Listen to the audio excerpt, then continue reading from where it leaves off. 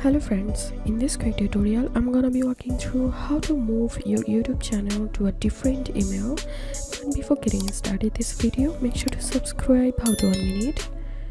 So first of all, you have to open that email where you want to move your YouTube channel, and now open your YouTube Studio and click on settings and go to permissions and click on invite.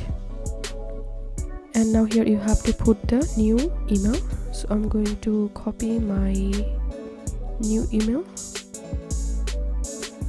and access, click here and select the role, and the manager role can view everything, manage permissions, go live and create, edit and delete content. So I'm going to select manager. Done. And now click on save. And now I'm going to my Gmail, refreshing my Gmail, and here we can see I got an invitation link. So all I have to do is just accept invitation, switch channels,